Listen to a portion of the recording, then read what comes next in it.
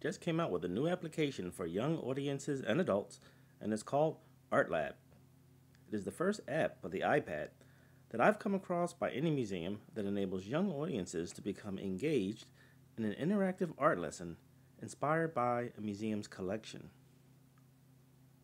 The application teaches young audiences how to create art with line, shape, and color, basic tools that comprise the formal elements of art.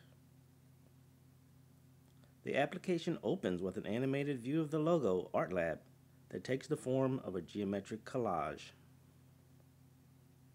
When you first open the app, there are four icons on the left-hand side. The first one on the top is an eye icon, which stands for information. The information page is set up like a web page with a menu of options to inform you about family-related programs, labs at MoMa, information for parents, help, and information about the app itself. The MoMa Lab app explores how artists use shape and line in art through creative explorations of the museum collection. Using the Art Lab at home or in the museum, children, artists, and designers can find inspiration and new ways of connecting with MoMA's collection.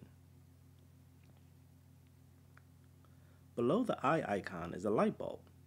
The light bulb represents ideas or suggestions for how you can navigate and learn through the content presented in the app.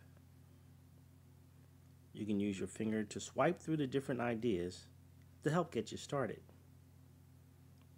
An audio button is featured along the top in case you prefer to have the words recited to you rather than read. You can press the Go button to return to the canvas.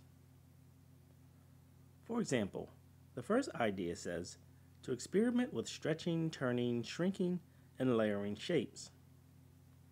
This lesson helps the user to become acquainted with the user interface for manipulating and organizing your collage.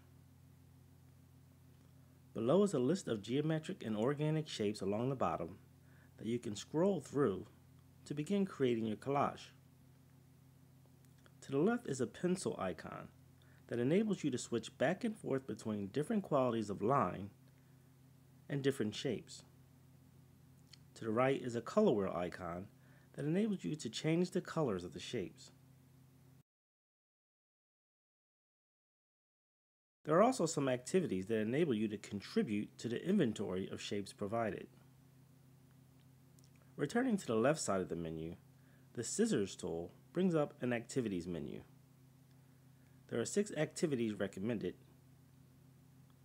1. Create a sound composition. 2. Create a chance collage. 3. Draw with scissors. 4. Create a line design. 5. Create an exquisite corpse. And 6. Create a shape poem. With each activity, a work of art in the museum's collection is highlighted.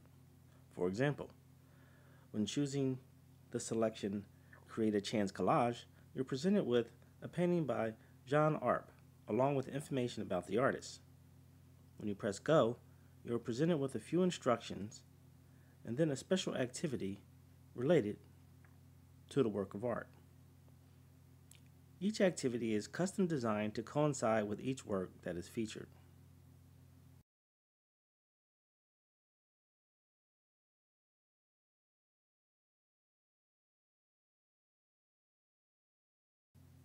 The last button on the left is My Gallery. My Gallery contains all the collages that you create on your own as you build your very own private gallery.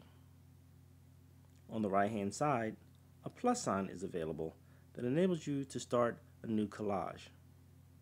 Under the plus icon is a camera icon that enables you to take a quick snapshot of the collage, which is then saved to your private gallery space.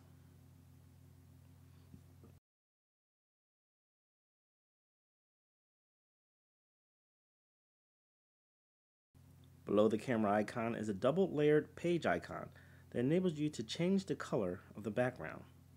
The colors are changed randomly until you are satisfied with the color you want.